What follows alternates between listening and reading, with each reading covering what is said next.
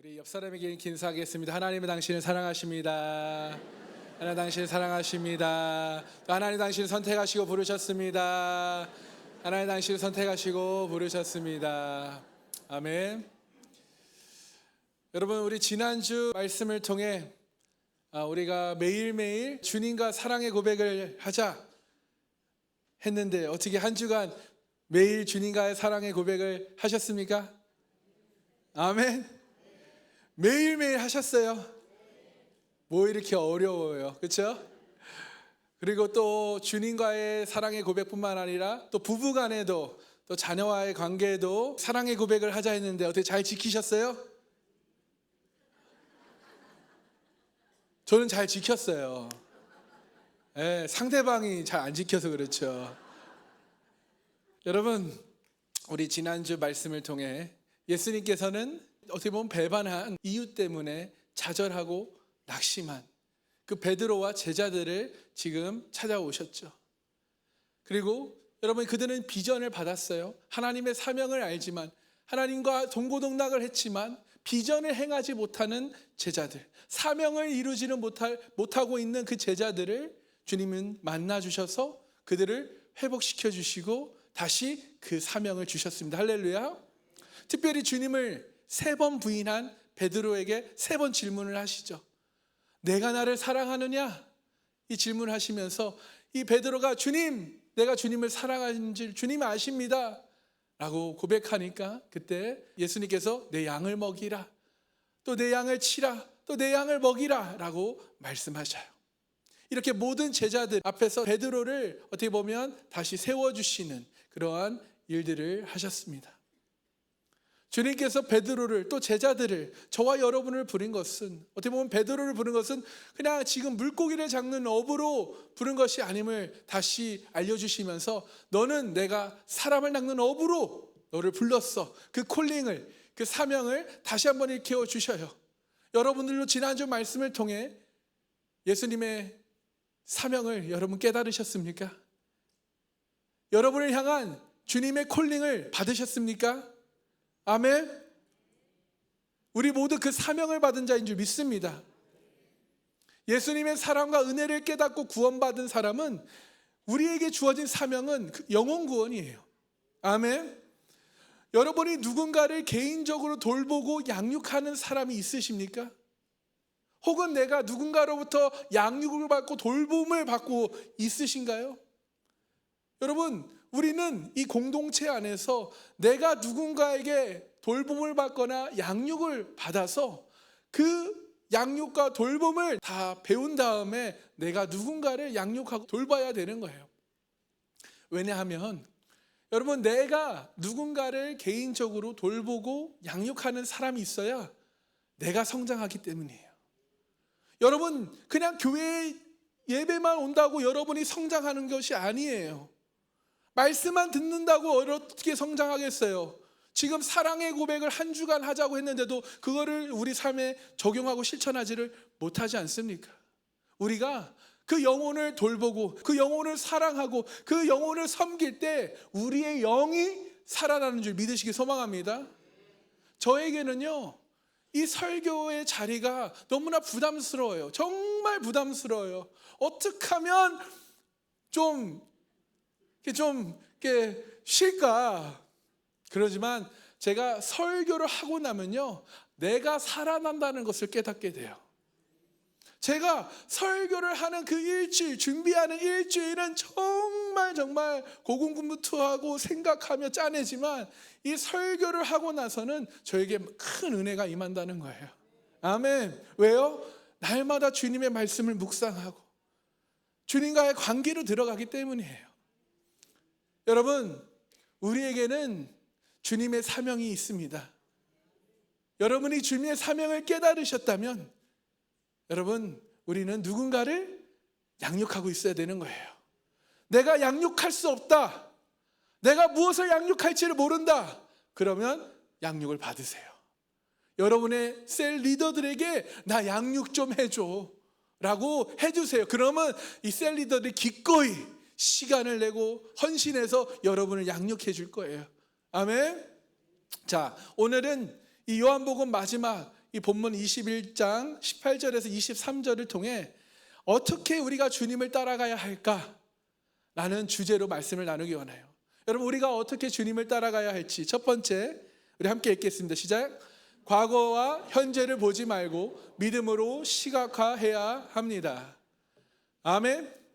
지난주에 나눴던 우리 21장 15절의 말씀을 다시 한번 보면 예수님께서 베드로라 부르지 않으시고 시몬, 베드로에게 요한의 아들 시몬아 라고 부르세요. 이 요한의 아들 시몬은 베드로가 예수님을 따르기 전 어부의 삶을 살았던 때의 이름이에요. 안드레가 베드로를 처음 예수님께 소개할 때 예수님께서는 베드로를 보시고 요한의 아들 시몬이지만 내가 너를 게바라 이름을 바꿔주셔요. 이 게바라라는 이름은 번역하면 베드로, 반석이라는 뜻을 가지고 있습니다. 여러분, 그가 이름을 바꾸었지만 그가 예수님과 동고동락하면서 이 반석의 역할을 하지는 못하고 살았어요. 하지만 예수님은 그를 반석이라 이름을 바꾸어 부르기 시작하셨죠. 그런데 갑자기 오늘 이 장면에서 예수님은 베드로에게 지금 처음 만났던 그때의 장면처럼 이전의 이름을 부르십니다. 왜 부르셨을까요? 예수님을 부인하고 지금 다시 고향으로 내려와 밤새 고기를 잡았던 베드로에게 요한의 아들 시몬아 라고 부르신 데는 분명한 예수님의 의도가 있다는 거예요. 그 의도는 무엇이냐면 내가 너를 처음 만났을 때를 기억해 떠올려라. 그래서 우리 다시 시작하자. 주님 안에서 새롭게 시작하자는 뜻이에요. 나를 부인했고 그래서 죄책감이 들어 수치심이 가득 차 있는 베드로에게 야, 괜찮아. 다 잊어. 그래서 우리 다시 시작하자. 과거와 현재를 보지 마. 앞으로 내가 너와 함께 나를 따를 때 내가 너를 통해 사람을 낚는 업으로 바꿀 것이야. 믿음으로 시각화하며 새롭게 시작하기를 원하시는 거예요. 할렐루야. 여러분, 저와 여러분에게도 동일한 마음이십니다.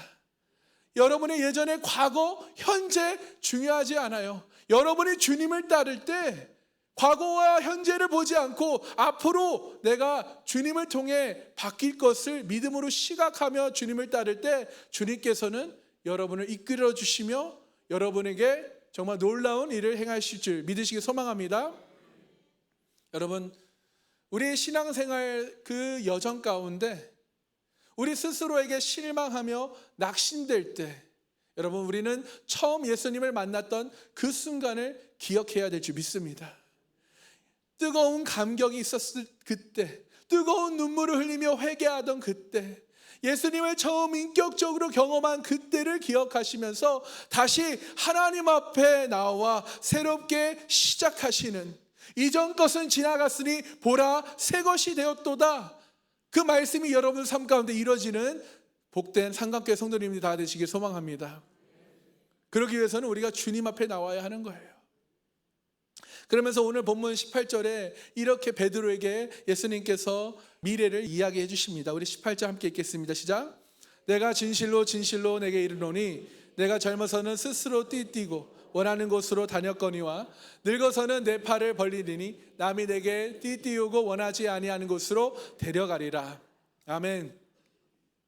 여기 앞부분에 내가 젊어서는 스스로 띠뛰고 원하는 곳으로 다녔거니와, 이 젊어서라는 단어가 단순히 나이가 젊었을 때만을 이야기하는 것이 아니에요. 이것은 첫 번째 영적으로 어렸을 때를 말하며 두 번째는 성령을 받기 전이다라는 거예요. 그래서 이 영적으로 미성숙할 때, 성령을 받기 전에는 내가 원하는 대로, 내 욕심대로, 내 야망대로 자신이 자기 인생의 주인이며 내가 원하는 대로 살았다라는 거예요. 저와 여러분 모두가 마찬가지죠. 내가 원하는 대로, 내 감정이 이끈 대로 살았어요. 과거에 베드로 자신의 고집대로 살았습니다. 실수도 많았고요, 실패도 많았던 그런 삶이었어요. 그런데 베드로의 미래가 어떻게 되냐고 말씀하시나요? 늙어서는 내 팔을 벌리니 남이 내게 띠띠우고 원하지 아니하는 곳으로 데려간다라고 말씀하셔요. 늙어서는 뭐예요? 그럼 영적으로 성숙해지면, 성령 충만해지면 성령님께서 인도하는 삶을 살게 된다는 것이죠. 할렐루야. 저와 여러분 모두 이렇게 영적으로 성숙해지고 성령을 받아 우리 성령님께 인도함 받는 삶을 사시기를 축복합니다. 아멘. 여러분, 성령님께 인도함 받는 삶은 무엇일까요? 그것은 인간적으로 내가 원하지 않는 곳, 내가 가기 싫은 곳도 가야 한다는 거예요. 내가 하기 싫은 헌신도, 내가 하기 싫은 섬김도, 그 고난도, 그 어려움도 우리가 극복해 나가야 된다는 것입니다. 그것이 성령님께 인도함 받는 삶이에요. 이것이 성령님을 받은 후 성숙한 그리스도인들이 감당해야 될 십자가인 줄 믿습니다. 이것을 기쁨으로 감당할 수 있는 저와 여러분 모두 다 되시길 소망합니다. 그러면서 18절에 대한 말씀을 19절에 이렇게 추가로 설명을 하시는데요. 우리 19절 읽겠습니다. 시작. 이 말씀을 하심은 베드로가 어떠한 죽음으로 하나님께 영광을 돌릴 것을 가르치심이로라. 이 말씀을 하시고 베드로에게 이르시되 나를 따르라 하시니. 아멘. 여러분, 베드로가 어떻게 죽습니까? 베드로는 복음을 전하다가 체포되어 십자가에 못 박혀 죽어요. 예수님처럼 똑같이 죽어요. 그런데 예수님께서 돌아가신 그 십자가에서 내가 똑같이 죽을 수 없다 해서 거꾸로 매달려 죽습니다. 여러분, 전에는 그 죽음이 두려웠어요. 그래서 예수님을 부인했습니다. 도망갔습니다. 그러나 예수님의 사랑을 깨닫고 회복이 된 후 그 사명을 온전히 감당하여 성령 받은 후에는, 성숙한 그리스도인이 된 후에는 죽음을 두려워하지 않아요. 죽음은 오히려 감당합니다. 아멘. 결국 순교의 자리까지 나아가게 된다는 것이에요. 여러분, 어떻게 이 겁쟁이가, 이 실패자 베드로가 그 영광스러운 순교의 자리까지 갈 수 있었을지 누가 상상이라도 할 수 있겠습니까? 누가 하나님께 그렇게 영광 돌릴 줄 누가 알았겠어요? 오직 주님만이 우리의 미래를 아신다는 거예요. 할렐루야. 그래서 이렇게 말씀하시는 거예요. 베드로야, 너 나 부인하고 떠나가는 거, 도망간 거, 실패하고 넘어지고 낙심하고 절망하지 마. 너의 연약함은 나의 강함으로 채울 거야. 이제 나만 바라봐. 그러니 나를 따라와라. 너는 하나님께 영광 돌리는 삶을 살게 될 것이야 라고 말씀해 주셔요. 할렐루야. 사랑하는 성도 여러분, 하나님께서 저와 여러분을 구원하시고 우리를 부르신 이유는 단순히 예수님 믿고 하나님의 자녀가 되는 것으로, 그냥 주일에 예배드리는 것으로 끝나는 것이 아니길 여러분 깨닫길 소망합니다. 주일에 예배드리는 것으로 끝나지 않길 바라요. 하나님께서 주신 사명을 감당하라고 우리를 부르신 줄 믿으시길 소망합니다. 저와 여러분도 베드로처럼 연약하고 부족한 부분이 있었어요. 실패하고 불순종한 그런 부분들이 있었어요. 그러나 오늘 말씀을 통해 주님께서 다시 여러분을 그 사명의 자리로 부르시는 줄 깨닫길 소망해요. 그래서 십자가를 지고 예수님을 따르는 그런 참된 제자가 되시길 소망합니다.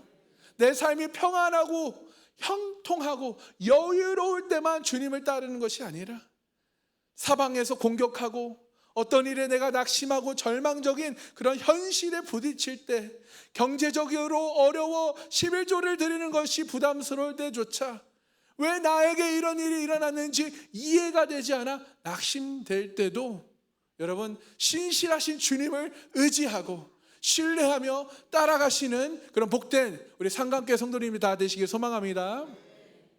여러분, 지금 여러분이 부족하고 지금 현재 내가 연약하고 내가 가진 것이 없고 내 과거가 어떠한들 여러분 상관없어요.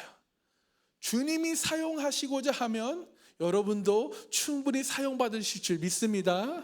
주님이 우리를 부르셨기 때문에, 저와 여러분을 사랑하시기 때문에, 주님의 부르심에는 후회함이 없으시기 때문에 반드시 우리를 거룩하게 빚어가시고 아름답게 세워가실 줄 믿으시기 소망해요.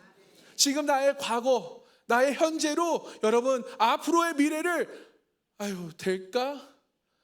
과연 내가? 라는 생각을 내려놓길 바라요. 이거는 사탄의 속삭임, 거짓말이에요. 여러분, 주님이 사용하십니다. 할렐루야. 주님이 여러분을 반드시 사용하실 줄 믿습니다.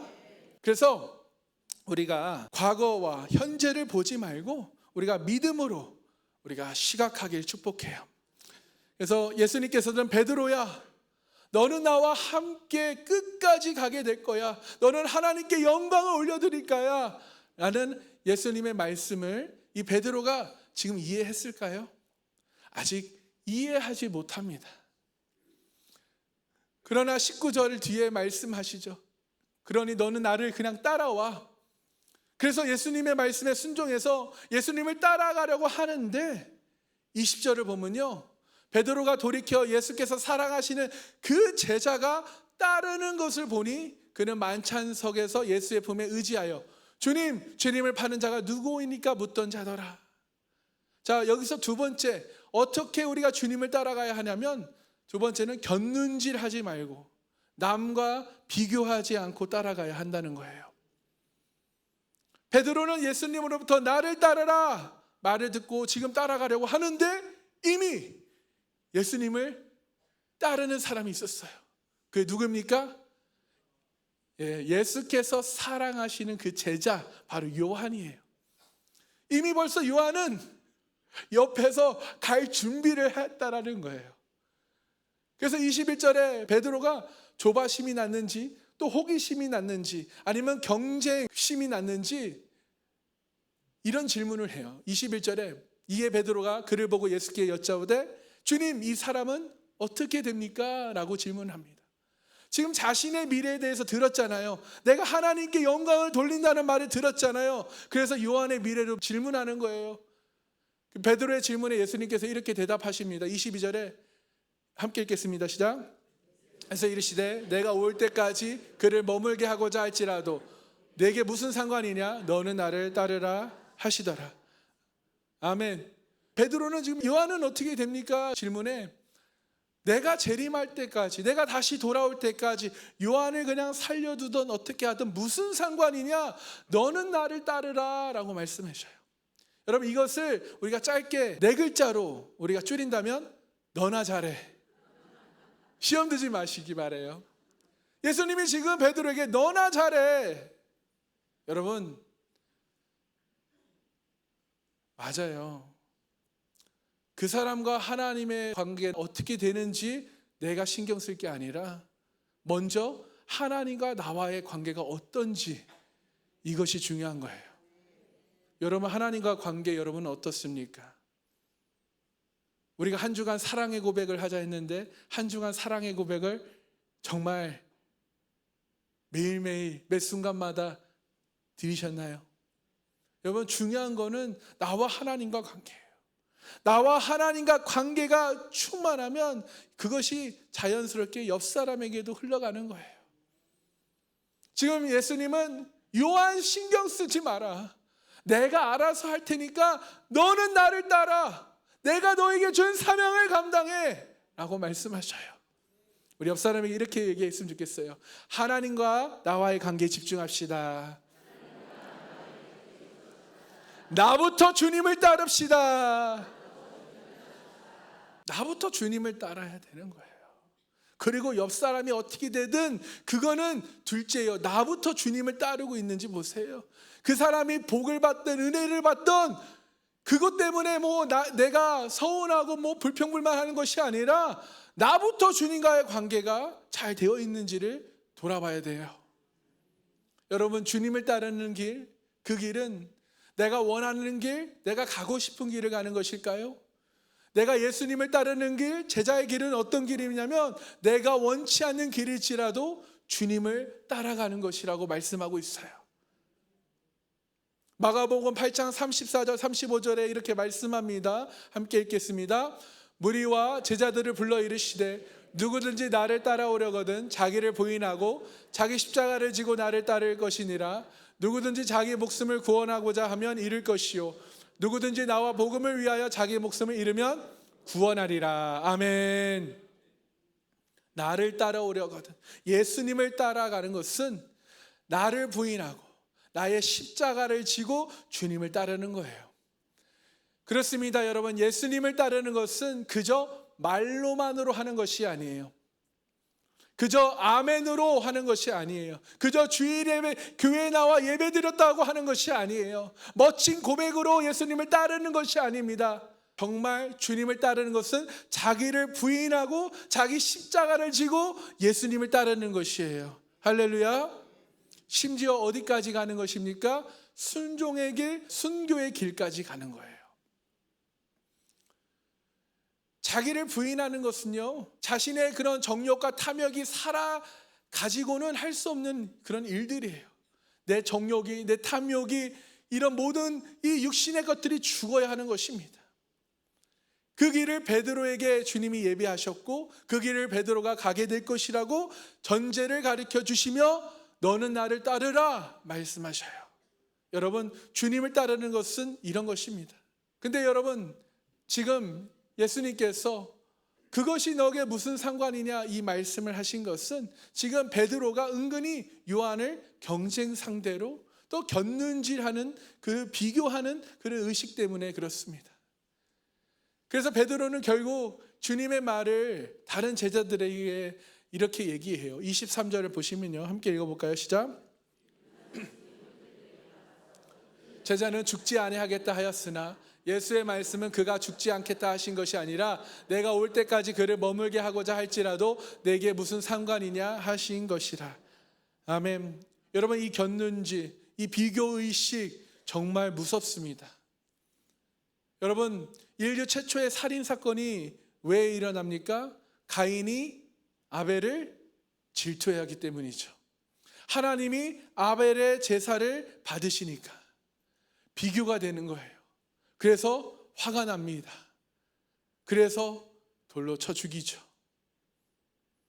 베드로요, 자신의 정체성을 항상 남과 비교하는 데서 그는 찾아요. 뭐라고 고백하죠? 모두 주를 버릴지라도 나는 결코 주님을 버리지 않겠습니다라고 고백하지 않습니까? 아니, 그냥 나는 주님을 버리지 않겠습니다 라고 고백하면 되는데 굳이 다른 사람들과 자신을 비교하는 그런 의식을 가져요.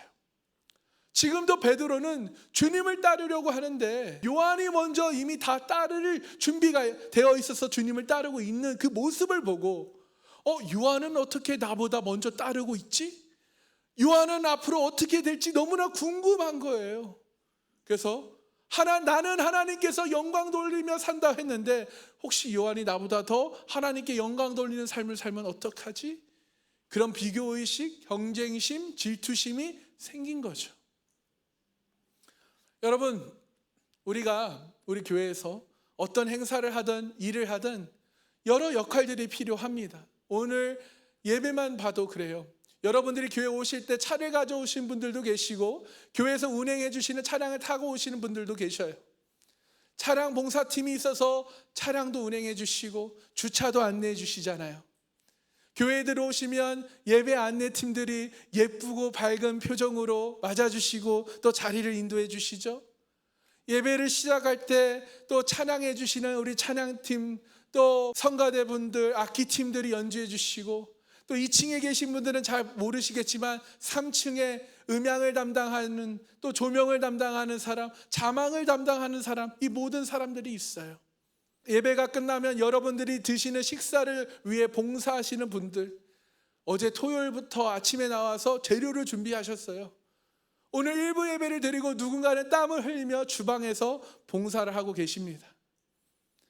곳곳에서 여러분들이 봉사하고 계시지만 설교는 우리 목사들만, 전도사들만 하고 있으니 마치 모든 예배는 우리가 이끄는 것처럼 보이지만, 하지만 그 많은 봉사하시는 분들이 없다면 우리가 어떻게 이 예배를 이끌어갈 수 있겠습니까? 여러분, 사명이란 이런 것이에요. 내가 하고 싶은 것을 하는 것이 아닙니다. 있어야 할 자리에 있는 것이 사명이에요. 주님이 부르신 곳에 우리가 있어야 하는 거예요. 여러분, 내가 하기 싫어도 내가 있어야 할 자리를 지키시는 복된 성도님들이 다 되시길 소망합니다. 그래서 우리 삼강교회는 1인 1봉사를 해야 하는 것이에요.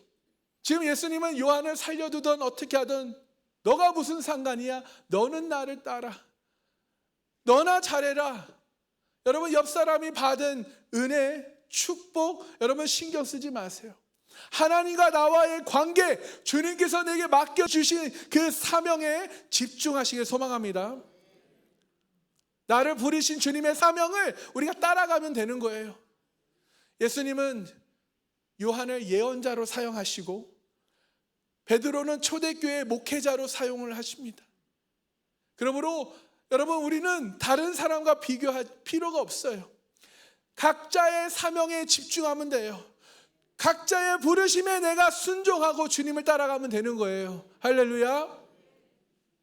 그래서 여러분 내가 누군가에게 섬김을 받음을 통해서 내가 누군가를 섬겨야 하는 거고, 내가 누군가로부터 양육을 받은 것을 내가 누군가를 양육하시는 우리 성도님 되시길 소망합니다. 자, 세 번째입니다. 어떻게 주님을 따라 할까요? 나를 사랑하시는 주님만을 바라봐야 해요. 견눈질, 비교의식이 아니라 나를 사랑하시는 주님만을 바라보시는 우리 복된 성도님 되시길 소망합니다. 자, 요한은요 자신이 기록한 이 요한복음에 자신의 이름을 넣지 않아요. 항상 3인칭으로 소개를 하죠. 그렇죠? 뭐라고 소개합니까? 예수님께서 사랑하시는 그 제자. 요한은요 예수님이 자신을 얼마나 사랑하는지를 깨닫게 돼요. 여러분은 예수님이 여러분을 사랑하신 줄 믿으십니까? 나를 얼마나 사랑하신다는 것을 여러분 확신하시나요? 내가 주님의 사랑을 확신하면요 다른 사람과 비교하지 않아요. 지금 내 삶에 고난이, 질병이 찾아왔을 때도 여러분 주님이 나를 사랑하시는 것을 확신하십니까? 우리 한 사람 한 사람을 향한 주님의 뜻과 사명은 똑같지는 않지만 주님의 사랑은 공평한 줄 믿으시기 소망합니다. 우리가 자꾸 내 자신만을 바라보니까 자꾸 남과 비교하게 되는 거예요. 괜히 남을 질투하고 내게 주어진 것에 불평불만하게 됩니다. 그러나 신앙이란 여러분 내게로부터 눈을 돌려 주를 보기 시작하는 거예요. 내게로부터 우리가 시선을 옮겨서 주님께 시선을 옮겨야 하는 것입니다. 그래서 이런 찬양도 있잖아요. 내게로부터 눈을 돌려 주를 보기 시작할 때 주께서 놀라운 일을 행하신다는 거예요. 여러분 우리가 기도하는 시간, 또 말씀을 보는 시간, 큐티하는 시간, 바로 이것이 주님을 보는 시간이거든요. 여러분 이 시간을 귀하게 여기시기 소망합니다. 내가 나를 사랑하는 주님을 바라볼 때, 그 주님의 사랑을 바라볼 때 우리는 비로소 주님을 따르는 제자가 된다는 거예요. 아멘. 우리가 주님의 제자가 되지 못하는 것은 주님의 사랑을 바라보지 않고, 나를 사랑하시는 주님을 바라보지 않고 자꾸 세상의 것을 바라보기 때문이에요. 세상의 것에 눈을 돌리기 때문입니다. 여러분 하나님은 실수가 없으신 분이심을 믿으십니까? 하나님께서 여러분 각자를 향한 하나님의 계획이 있는 줄 믿으시기 소망합니다. 어제 우리 큐티 본문 시편 40편을 했어요. 다윗이요 정말 이 시편 40편의 상황이 기가 막힐 그런 웅덩이와 수렁 같은 그런 상황에 놓여져 있었거든요. 자신의 힘으로 벗어날 수 없는 그런 상황, 해볼 수 있는 거 다 해봤지만 해결할 수 없는 그런 절망적인 상황이 있었어요. 그러나 다윗은 그 상황에 1절에 이렇게 고백합니다. 내가 여호와를 기다리고 기다렸더니, 내가 나를 사랑하시는 주님을 기다리고 기다렸더니, 항상 나를 인도하시고 나를 보호하시고 나를 지켜주시는 그 주님을 기다리고 기다렸더니 라고 고백을 해요. 그는 하나님을 기다리는 것을 선택합니다. 나를 사랑하시는 주님만을 바라봅니다. 나를 사랑하시고 내 기도를 들으시고 내 기도에 응답하시는 하나님을 신뢰하며 기다려요. 그리고 마침내 하나님께서 다윗의 기도를 들으시고 응답하십니다. 2절에 그래서 이렇게 고백해요. 나를 기가 막힐 웅덩이와 수렁에서 끌어올리시고 내 발을 반석 위에 두사 내 걸음을 견고하게 하셨도다. 아멘. 하나님을 기다리고 기다렸더니 그 어려운 상황에서 건짐을 받는 데서 그친 것이 아니라 견고한 반석 위에 내 발을 두시게 하셨다는 거예요. 그래서 나를 안전하고 평안할 수 있는 곳에 나를 이끌어 주셨다. 할렐루야. 그리고선 다윗은요, 나를 사랑하시는 주님의 그 사랑의 그 새 노래를 고백합니다. 그리고 17절 마지막 이렇게 고백해요. 함께 읽겠습니다. 시작. 주께서 나를 생각하시오니 주는 나의 도움이시오 나를 건지시는 이시라. 나의 하나님이여 지체하지 마옵소서. 아멘. 결국 주님이 나의 도움이십니다. 주님이 나를 건지시는 분이십니다. 나의 구원자이십니다. 이 끔찍한 환경과 상황 속에서 내 힘으로 할 수 없는 그 모든 것을 주님께서 주님만이 하실 수 있습니다 하며, 결론으로 하나님은 나의 도움이시고 나의 모든 것을 건지시는 분이시고 모든 환난을 끝낼 수 있는 분이라는 것을 고백합니다. 성경에 등장하는 욥이 있어요. 이 욥은 하루아침에 모든 것을 잃게 됩니다. 정말 부유한 사람이었습니다. 그런데 하루아침에 재산을 잃어버리고 자녀들이 다 죽어요. 또 온몸에 거기에 피부병까지, 욕창이라는 것이 생겨요. 그때 사탄이 욥에게 속삭여요. 너 이래도 하나님 믿을래? 너 이래도 하나님이 너를 사랑하신다고 믿어? 그래서 불평불만하게 만들어요. 그러나 여러분, 우리가 하나님의 사랑을 의심하는 것은 사탄의 거짓말에 속는 거라는 것을 깨닫기 소망합니다. 여러분, 하나님은 우리를 사랑하십니다. 너무나 사랑하세요. 우리의 형편이 어떠하든지 그거와 상관없어요. 우리의 과거가 어떠한지 현재가 어떠한지 상관이 없어요. 하나님은 우리를 사랑하셔요.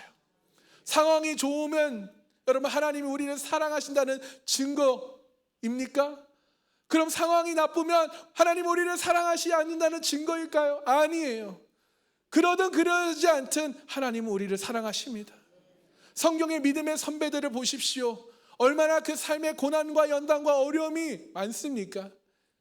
또한 하나님께 기도했지만 하나님께서 바로바로 응답해 주시지 않으시고, 하나님께서 하나님의 때 하나님의 방법으로 그들을 연단시키고 빚어가시는 것을 볼 수 있습니다. 아브라함도 그랬고요, 야곱도 그랬고요, 요셉도 그랬고요, 다윗도 그랬잖아요. 저와 여러분 또한 마찬가지입니다.